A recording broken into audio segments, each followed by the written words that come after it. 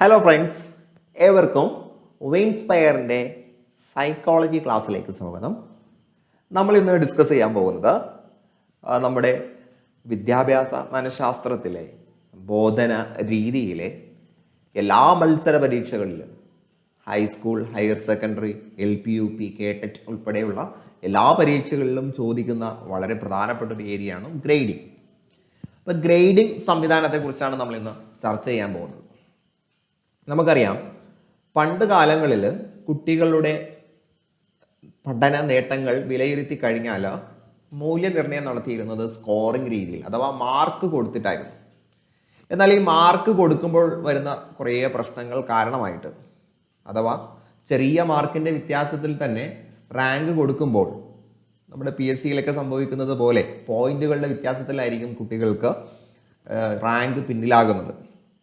അത് കാരണമായിട്ട് അവർ സ്വയം മാനസിക സമ്മർദ്ദത്തിലേക്ക് പോകുന്നു, രക്ഷകർത്താക്കൾ അവരെ മാനസിക സമ്മർദ്ദത്തിലാക്കുന്നു, മാനസിക പിരിമുറുക്കം, അൺഹെൽത്തി ആയിട്ടുള്ള മത്സരബുദ്ധി, അങ്ങനെ കുറേ പ്രശ്നങ്ങൾ വരുന്നു.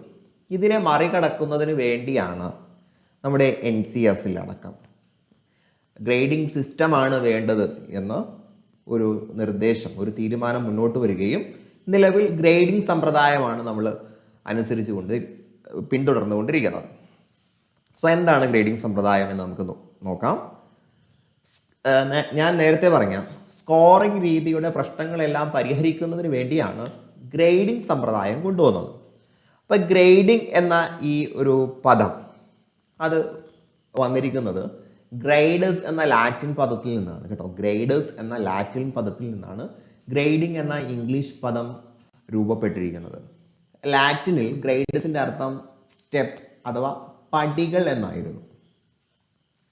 ഇനി ഗ്രേഡിംഗ് രീതിയിലേക്ക് വരുമ്പോൾ സ്കോറിംഗ് രീതിക്കുണ്ടായിരുന്ന പോരായ്മകളെല്ലാം മറികടക്കുന്നതിന് വേണ്ടിയാണല്ലോ വന്നത്. സോ അവിടുത്തെ പോരായ്മകളെ മറികടക്കുന്ന കുറേ മേന്മകൾ ഇവിടെ വന്നു. സ്കോറിങ്ങിൻ്റെ വ്യത്യാസം വെച്ചുകൊണ്ട് പഠിതാക്കളെ വേർതിരിക്കുന്ന രീതി ഒഴിവാക്കുന്നു, അല്ലേ? അവിടെ സ്കോറിങ് മാർക്ക് കൊടുക്കുന്ന സമയത്ത് കുട്ടികൾ മാർക്കിൻ്റെ അടിസ്ഥാനത്തിൽ 1ാം റാങ്കുകാരൻ 2ാം റാങ്കുകാരൻ എന്നൊക്കെ പറഞ്ഞ് പല രീതിയിലായിട്ട് വേർതിരിക്കുകയാണ്.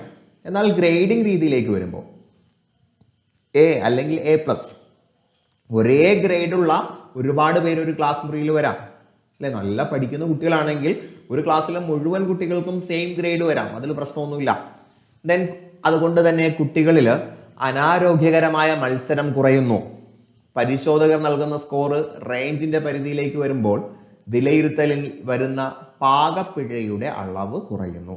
അഥവാ ചില എക്സാമിനേഴ്സ്, പേപ്പർ നോക്കുന്ന ചില ടീച്ചേഴ്സ് മാർക്ക് കൊടുക്കുന്നത് കുറച്ച് ഫ്ലെക്സിബിൾ ആയിട്ടായിരിക്കും.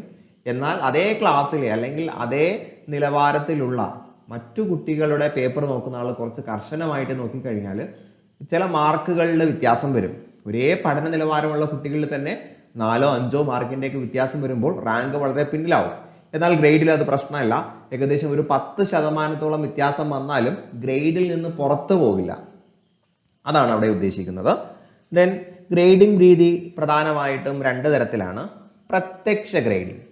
പ്രത്യക്ഷ ഗ്രേഡിംഗ് എന്ന് പറയുമ്പോൾ പഠിതാവിൻ്റെ പഠന നേട്ടങ്ങൾ വിലയിരുത്തി നേരിട്ട് ലെറ്റർ ഗ്രേഡ് നൽകുന്ന രീതിയാണ്, അല്ലേ? ഗ്രേഡിംഗ് എന്ന് പറയുമ്പോൾ ABCD എന്ന ലെറ്റേഴ്സാണ് കൊടുക്കുന്നത്. അപ്പോൾ നമ്മൾ ഒരു വിലയിരുത്തൽ നടത്തിയിട്ട് നേരിട്ട് അങ്ങ് ഗ്രേഡ് കൊടുക്കുക. വളരെ മികച്ചതാണെങ്കിൽ A അല്ലെങ്കിൽ B എന്നൊക്കെ പറഞ്ഞ് കൊടുക്കുക.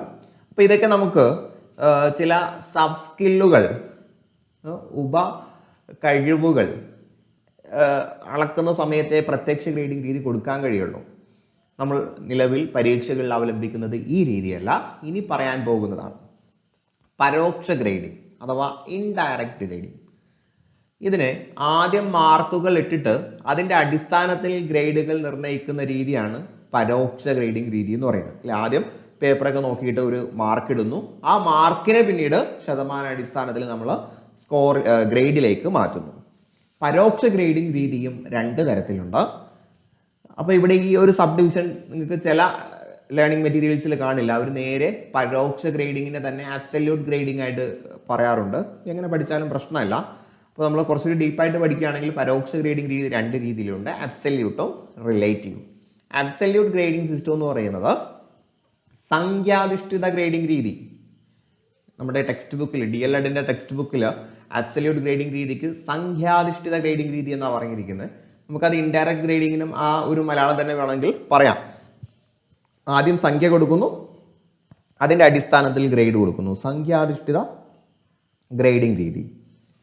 ദെൻ റിലേറ്റീവ് ഗ്രേഡിംഗ് രീതി, ആപേക്ഷിക ഗ്രേഡിംഗ് രീതി. ഇവിടെയും മാർക്ക് ഇട്ടിട്ട് തന്നെയാണ് ഗ്രേഡ് കൊടുക്കുന്നത്. ഇവിടുത്തെ വ്യത്യാസം നമ്മളിപ്പോൾ നിലവിൽ പിന്തുടർന്ന് വരുന്ന അബ്സല്യൂട്ട് ഗ്രേഡിംഗ് സിസ്റ്റം പോലല്ല റിലേറ്റീവ് ഗ്രേഡിംഗ് സിസ്റ്റം. അല്ലെ, അബ്സല്യൂട്ട് ഗ്രേഡിംഗ് സിസ്റ്റം എന്ന് പറയുമ്പോൾ 90 മുതൽ 10 വരെ A+, ഈ ഒരു കണക്കുണ്ട്. റിലേറ്റീവിൽ അങ്ങനെയല്ല. ഏറ്റവും ടോപ്പ് മാർക്ക് വാങ്ങിയിട്ടുള്ള 10% ആളുകൾക്ക് A ഗ്രേഡ്, അതിനുശേഷമുള്ള ഒരു 10% B ഗ്രേഡ്, അങ്ങനെ പറയാം. അപ്പോൾ ആപേക്ഷികമാണ്, ഫിക്സഡ് ആയിട്ടുള്ളൊരു പോയിന്റ് ഇല്ല ഗ്രേഡിംഗ് നിർണ്ണയിക്കുന്നതിൽ. നിലവിൽ കിട്ടിയ സ്കോർ തീരുമാനിച്ചുകൊണ്ട് ആദ്യം ഇത്ര ശതമാനക്കാർക്ക് ഗ്രേഡ് കൊടുക്കുന്ന രീതിയാണ് ആപേക്ഷിക ഗ്രേഡിംഗ് രീതി എന്ന് പറയുന്നത്. നിലവിൽ 3 സ്കെയിൽ ഗ്രേഡിംഗ് സിസ്റ്റം ഉണ്ട്, 5 സ്കെയിൽ ഗ്രേഡിംഗ് സിസ്റ്റം ഉണ്ട്, 9 സ്കെയിൽ ഗ്രേഡിംഗ് സിസ്റ്റം ഉണ്ട്. നമ്മൾ LP UP അവലംബിക്കുന്നത്, LP UP ക്ലാസ്സുകളിൽ അവതരിപ്പിക്കുന്നത് 5 സ്കെയിൽ ഗ്രേഡിംഗ് സിസ്റ്റമാണ്. അഥവാ A, B, C, D, E ഈ 5 ഗ്രേഡുകളാണ് കൊടുക്കാറ്.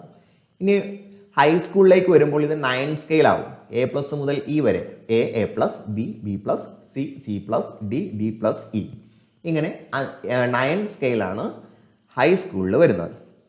അപ്പോൾ നമ്മൾ അബ്സല്യൂട്ട് ഗ്രേഡിംഗ് സിസ്റ്റം ആയതുകൊണ്ട് ഒരു ഫിക്സഡ് ആയിട്ടുള്ള ശതമാനം നമ്മൾ പറയാറുണ്ട്. സോ അതിൻ്റെ ഒരു കണക്ക് നമ്മുടെ ടെക്സ്റ്റ് ബുക്കിൽ കൊടുത്തിട്ടുള്ളതാണ്, ഞാനിവിടെ കട്ട് ചെയ്ത് വെച്ചിരിക്കുന്നത്. നോക്കിയോളൂ, നമ്മൾ 5 സ്കെയിലാണ് എങ്കിൽ 75-100 മാർക്കുകൾക്കിടയിലുള്ളത് A ഗ്രേഡ് ആണ്, അഥവാ എക്സലൻ്റ് ആണ്.